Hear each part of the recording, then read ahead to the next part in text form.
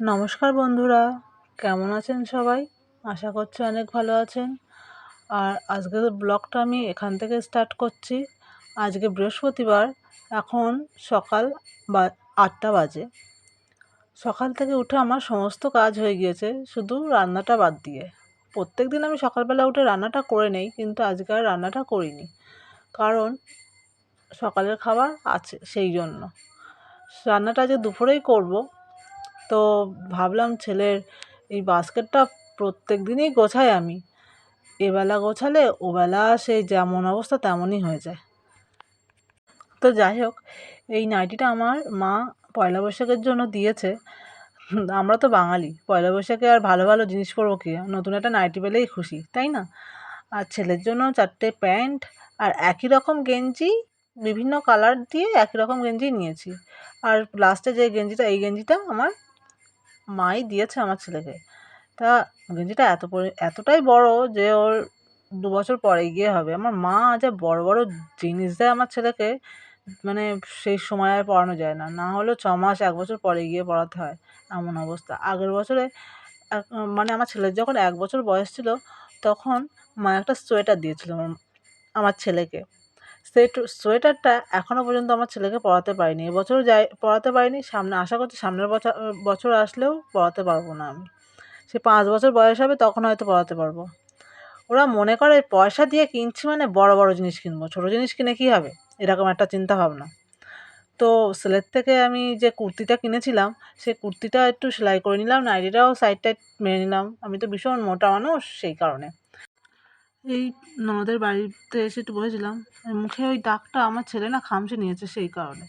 তো বাড়িতে এসে ভাত বসাবো ভাবলাম, সকালে খাওয়া দাওয়া হয়ে গিয়েছে, ভাত বসাবো। তাই দেখলাম যে বালতিতে আমি চাল রাখি, সেই বালতিটা খালি, সেই জন্য যেটুকু চাল ছিল বালতিটা ঢেলে নিয়েছি। ঢেলে নিয়ে আমার যেই হাঁড়িটায় রান্না করি না, সেই হাঁড়িটা হঠাৎ করে দেখি ছিদ্র হয়ে গিয়েছে, জল পড়ছে। সেই কারণে ওই আটা দিয়ে মানে পুট্টি দেওয়ার মতন করে নিয়েছি। আর এই ভালোভাবে মেপে নিচ্ছি জলটা, যাতে এই ছিদ্র পর্যন্ত যাতে জলটা না যায়। শুধু জল গরম হওয়ার মতন একটু জল নিয়েছি।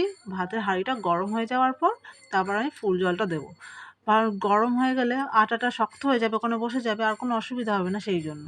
আর নয় এই সঙ্গে সঙ্গে জলটা দিলে কী হবে, ওই হাঁড়ির পাশ দিয়ে মানে আটাটাও গলতে থাকবে, জল পড়বে, সেই জন্য। এদিকে আমার ছেলেকে স্নান করিয়ে নিয়ে চলে এসছে ওর বাবা, দুজনেই একসঙ্গে স্নান করে নিয়ে এসছে। দেখো বাবা গো, বুকের পাতা সব বেরিয়ে গেছে। এই দাদুটাকে আপনারা কেউ চেনেন? দেখুন তো ভালো করে, কেউ চেনেন কি না।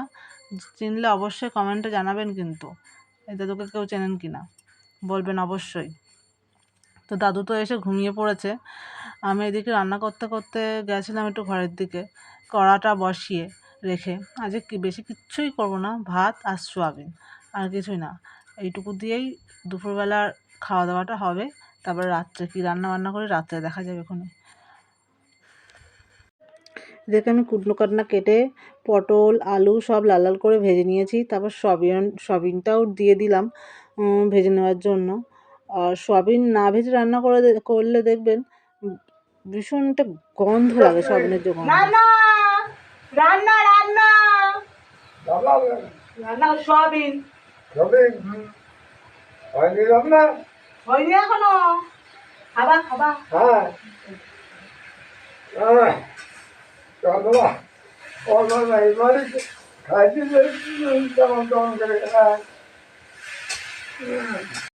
দাদু শুয়েছিল, খিদে লেগেছে বলে উঠে এসছে যে তোর রান্না হয়ে গিয়েছে নাথ বউ। তো আমার তো তখনও রান্না কমপ্লিট হয়নি। অন্যদিন আমি সকালবেলায় রান্না করে ফেলি, কিন্তু আজকে আমি রান্না করতে একটু দেরিই করে ফেলেছি, একটু না অনেকটাই।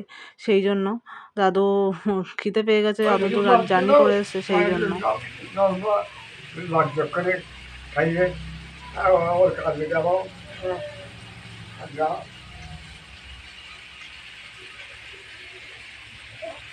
বাড়ির থেকে বেরিয়েছো কবে? বাড়ির থেকে বেরিয়েছিলে কবে? হ্যাঁ, বাড়ির থেকে বেরিয়েছিলে কবে? হ্যাঁ, একাদশীর দিন বেরিয়েছো। বেরিয়ে কোথায় ছিলে? ওখানে ছিলে? এখানে আসবে বলে বেরিয়েছিলে? পথ চিনতে পারোনি? পথ চিনতে পারোনি? এখন এই বয়সে একা একা কেউ বেরোয়? আচ্ছা, আবার নিয়ে যাবা? আমি যাবানি। হুম,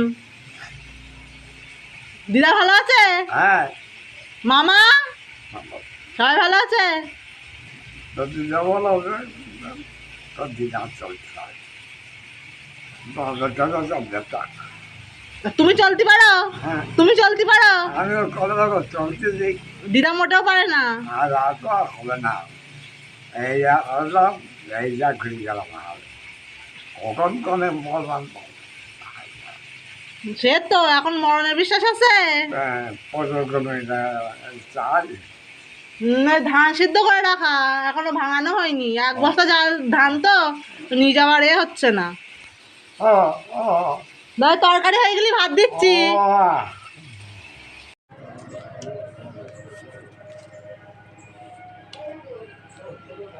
ও দাদু এখনো হাটে যাও?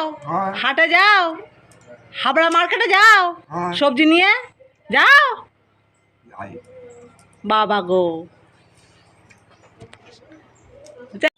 এদিকে আমি রান্না বান্না করে দুপুরে খাওয়া দাওয়া করে ছেলের ঘুম দিয়ে একটা ব্লাউজ পিস কাটার ছিল, তৈরি করারও ছিল, তো আজকে আর তৈরি করিনি, আমি শুধু পিসটা কেটেই রেখে দিয়েছি। কেটে তাই সাইডে রেখে দিয়েছিলাম। তারপরে দেখলাম একটা টোটোয় করে জামা কাপড়ওয়ালা এসছে, তাই গেলাম দেখতে, জিনিসপত্র দেখতে। তো কালকে আমি সিলাই মার্কেট করে এসেছি বলে আর জামা কাপড় নিলাম না। একটু না খেয়ে ঘুমিয়ে পড়েছে। ভাত খাবে না? দুধুন খাবে? ভাত খাবে না? ভাত না খেলে হবে? ভাত খেতে হবে, চলো।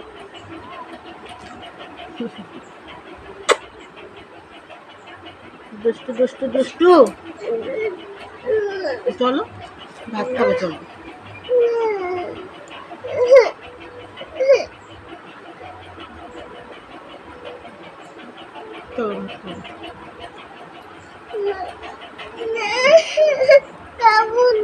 খাবে না কেন?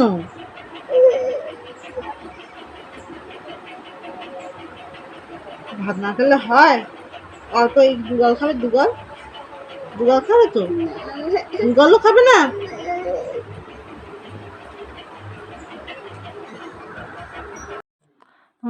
ছেলে ঘুম থেকে উঠে তো ঘ্যান ঘ্যান করা শুরু করেছে, খাবেই না কোনো মতে, আজকে ও না খেয়ে ঘুমিয়ে পড়েছিল সেই জন্য। তো সন্ধ্যেবেলা বসে দুজনে একটু গল্প গুজব করছিলাম, আমার ছেলেকে পড়তে বললাম তো ও একদমই পড়বে না। তো যাই হোক, আজকের ভিডিওটা আমি এখানেই শেষ করছি। ভালো লাগলে অবশ্যই লাইক, কমেন্ট, শেয়ার। আর দাদুকে কেউ জানেন কি না বা চেনেন কি না অবশ্যই কিন্তু কমেন্টে জানাবেন, ঠিক আছে? এই দাদুর বাড়ি কোথায় জানেন? দাদুর বাড়ি নদিয়া জেলা, সেই নদিয়া জেলা থেকে একা একা এখানে বেরিয়েছিল আসবে বলে।